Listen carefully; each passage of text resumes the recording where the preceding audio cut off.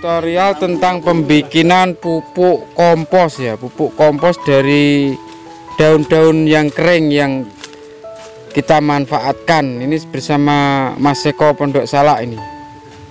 Nah, ini Mas Eko, ini untuk khusus teman-teman bonsai. Ini teman-teman bonsai kan juga mungkin nanti bisa membikin atau untuk media bonsai di pot.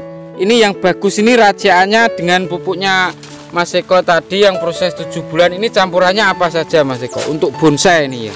Untuk bonsai ya seperti ini. Kalau di bonsai yang kan kalau naik di pot lain lagi Mas. Ya, kalau ini di kan, pot ini coba kalau di pot ya seperti ini bisa Mas. Cuma enggak, kalau saya enggak pakai sekam Mas kalau di pot. Oh ya, cuma berarti kandungan kompos, pasir malang sama tanah merah. Oh, kalau naik di pot ya. Jadi kalau untuk bonsai teman-teman ini pakai pupuknya Mas Eko yang difermentasi daun-daun ini, campur pasir malang, campur tanah merah, terus bisa ditambah apa lagi Mas Eko? Yang sudah di pot cukup itu Mas. Itu kalau ya? ini buat di ground atau ya, kalau di ground itu pakai sekam bakar, sekam mentah, bisa untuk porus, agar porus untuk pengganti pasir malang lah gampangannya. Ya, tanahnya ini kan fungsinya mengikat ya, tanah fungsinya untuk mengikat. Enggak ada tanah merah enggak apa-apa Mas, tanah hitam, tanah yang ada di sekitar kita itu. Apalagi yang lapisan atas itu yang tanah humus itu bagus. Iya. Jadi di bawah-bawah itu ada yang paling lapisan teratas itu diambilin enggak apa-apa. Ini fungsinya untuk mengikat. Nah, ini dulunya gimana Mas Eko ini pupuk? Ini proses awal kan kita manfaatkan daun yang ada di sekitar kita. Kebetulan di sini adanya daun jati. Jati ya. Tahap awal kita bikin seperti tempat seperti itu Mas. Nah, ini tempatnya untuk menampung daun-daun kering ya ini. Nah, ini jadi setiap hari Mas Eko ini mengumpulkan daun-daun jati, daun mauni dikumpulkan daripada berserakan dimanfaatkan sama Mas Eko. Kedua, kalau bahan sudah terkumpul kan intinya kita tidak ada pembakaran kan, ibaratnya bisa memberikan polusi kan. Jadi semua daun terkumpul. Nah, dengan proses dengan sendirinya limbah-limbah mulai gedebok pisang kita manfaatkan juga, taruh di atasnya. Nanti lama-lama istilahnya akan ini menjadi lapuk. Ini daun jati ya, kayu jati Mas Eko ya. Ini pelapukan. Nah, bisa dilihat. Ini kelihatan utuh. Ini kelihatan utuh kan. Tapi sudah ada kelembapan, sudah proses alam sendiri. Nanti bisa dipegang dingin. Bisa diseleb juga bisa ya ini ya. Bisa diseleb, cuma kan kita nanti kan biaya lagi Mas. Sebenarnya kita ndak ada biaya kalau bisa gitu kan. Iya. Mengirit nanti biar buahnya. Ini proses yang setelah tadi ya itu ditampung itu ya di tempat. Prosesnya seperti ini. Terus jadinya ini seperti ini bisa di 5 bulan bisa Mas. Tergantung apa di molen ke apa malah lebih cepat. Tapi di tempat seperti itu pakai disiram atau cuman dibiarkan seperti itu? Kalau disiram malah lebih bagus. Kalau disiram malah lebih bagus. Kalau nggak bisa nyiram kita manfaatkan gedebok pisang Mas. Itu gedebok pisang ditaruh di atasnya. Dicacai ditaruh di atasnya ya. Kan mengeluarkan air, mengeluarkan air. Intinya untuk melembabkan ya. Habis itu nanti seperti ini. Ya, ini proses sampai 4 sampai 5 bulan Mas Eko ya. Jadi seperti ini. Terus ini tahap berikutnya, tahap berikutnya kalau sudah seperti itu, kita masukkan seperti ini Mas. Nah, ini kita masukkan karung seperti ini. Dimasukkan karung tadi ya? Ya, kan dalam kelembapan dimasukkan karung, kita simpan awalnya. Itu nanti proses enggak tahu berapa bulan. Ibarat tambah 2 bulan, 3 bulan jadi seperti ini Mas. Oh. Lihat. Ini sampai berapa bulan Mas Eko ini jadi seperti ini? Jadi kayak tanah ini. Normal ini 7 bulan ini kalau di dalam karung. Ini 5 sama 2 bulan. Oh, berarti sampai jadi ini itu 7 bulan ya, teman-teman. Ya. Ini sangat bagus sekali ini pupuk ini. Ya, ini sudah jadi kayak tanah gembur ini. Ya, ini sudah mateng. Jadi proses dari penampungan ini sampai 4 bulan. Sampai jadi seperti alam.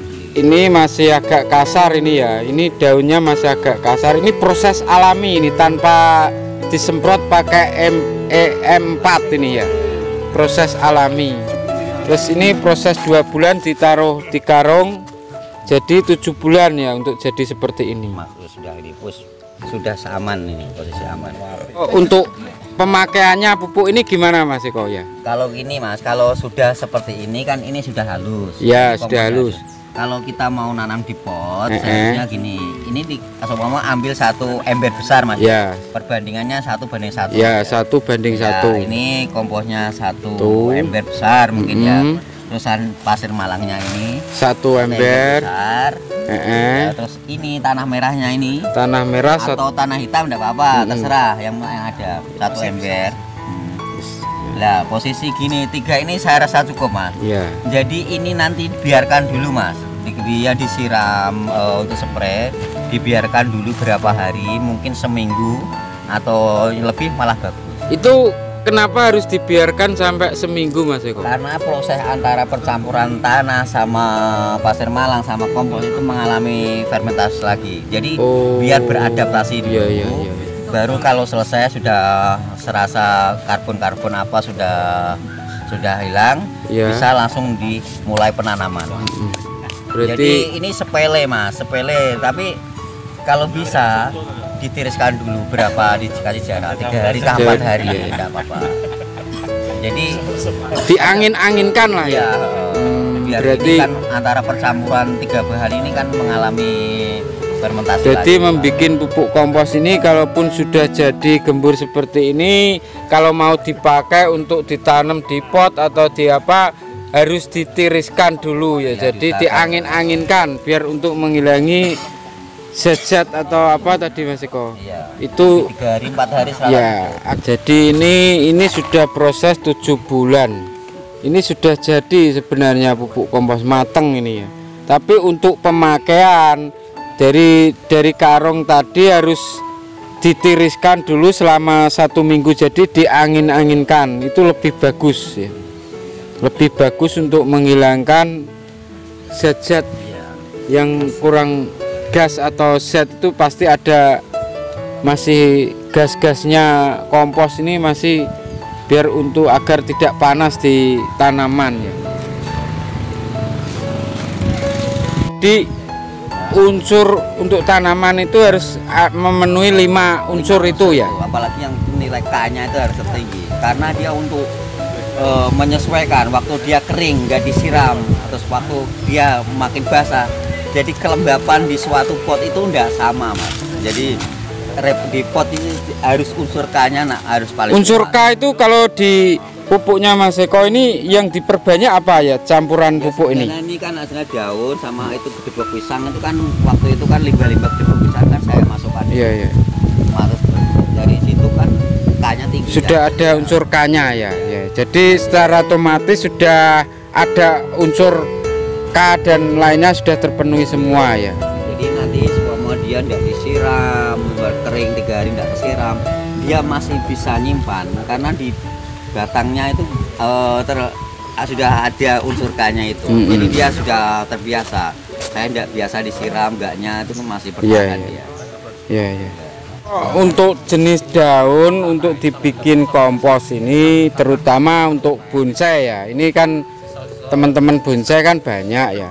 Terutama untuk teman-teman bonsai, kompos daun itu yang bisa dibikin untuk media bonsai yang bagus itu terutama jenis daun apa Mas Eko?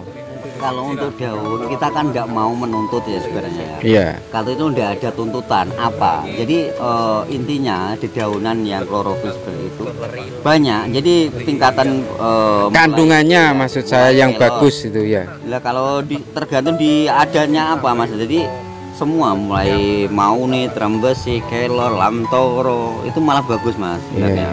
Tapi kita nggak menuntut karena apa yang ada di sekitar itu bisa Mas. Jadi intinya sembarang daun, semua daun bisa dimanfaatkan ya. Kayak bambu bisa bagus, lamtoro, apalagi kelor kalau ada itu bagus sekali itu.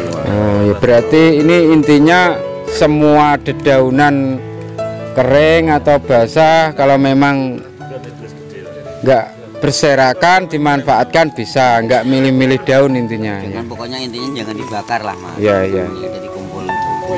Ya, terima kasih Mas Eko sudah mau memberi tutorial untuk membuat pupuk yang dari limbah yang tadinya berserakan di mana-mana bisa dimanfaatkan untuk jadi pupuk yang sangat bermanfaat sekali buat teman-teman bonsai semua ini. Padahal